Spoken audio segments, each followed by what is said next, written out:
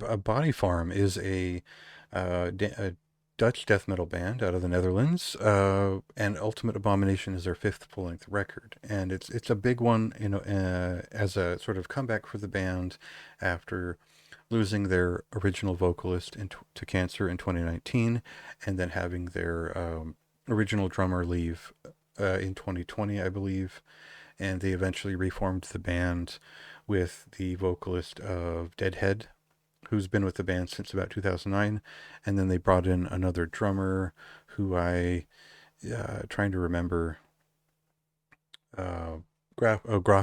Graf Jammer. However you pronounce that band, that is a great band. It's a black metal band, and you should check them out. And this band. So how can I communicate this in as few words as possible? What is Body Farm? Body Farm is the best of like Bolt Thrower and Dismember after the year 2000. Two very melodic bands who don't get a lot of credit for how melodic they were, who also moved like a tank with slower and more deliberate riff riffcraft. And that translates into some of what Asphyx does, but gets a little bit too much credit for.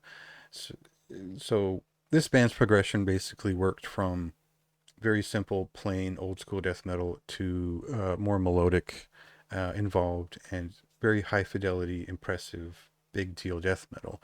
Uh, a good analog is probably the trajectory of Fleshcrawl over the years, except Fleshcrawl started out pretty much flawless from the beginning, and they eventually worked into their own style over time, which tracks closer to Dismember and all that too. So anyway, uh, this is a big, popular, and impressive death metal band who move like a tank and have developed their own signature over time through the work of the guitarist and songwriter Bram Hilhorst, which I feel like he probably likes a little bit of melodic black death metal because it works its way into a lot of the more melody focused sections of his rhythm guitar work. And this is kind of it's been my favorite part of the band since 2013. The Coming Scourge was where I got on board. And I think Battle Breed was the record where they got it most right. The original vocalist had a real personality, kind of a wild side to the way he was expressive in his vocals, and that only intensified over time. So it was a real shame when he departed. Um, so this is inherently going to be a different thing. But before I rant anymore, let's just check out one of the singles, and we'll see what's kind of special about this too.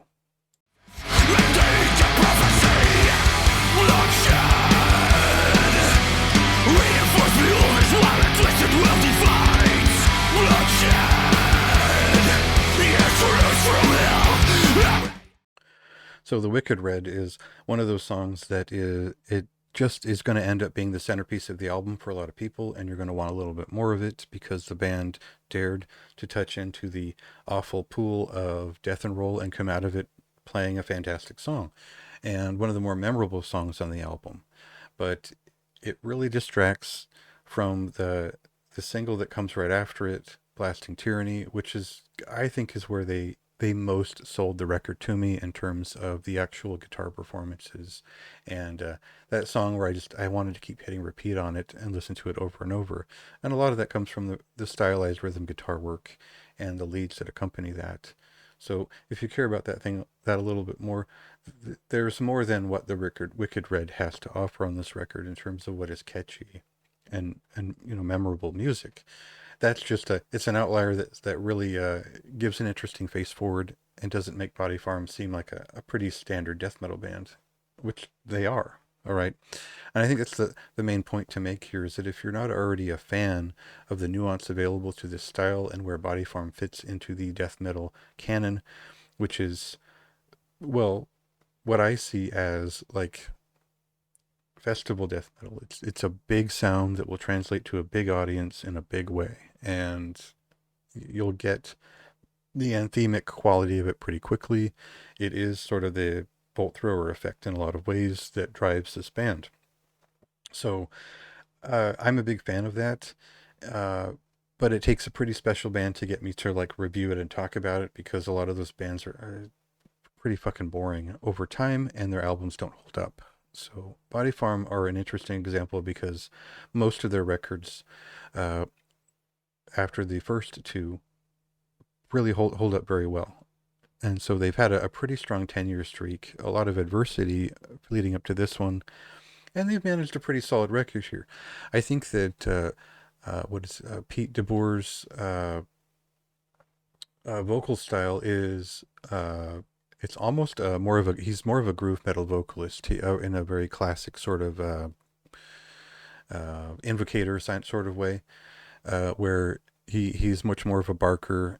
Uh, like if you know who like Propane are, you'll get that there's this hardcore cadence to what he does that doesn't really sink into the rhythms here in the same way that the previous vocalist did, but it still commands the experience in an effective way. I think that he does a fine job here without trying to emulate the previous vocalist. So he fits really well, and I think the lyrics definitely benefit from having him behind that role. So it's a it works for me. I don't know if maybe a more dedicated Bodyfarm fan has a different opinion, but this was a pretty strong showing.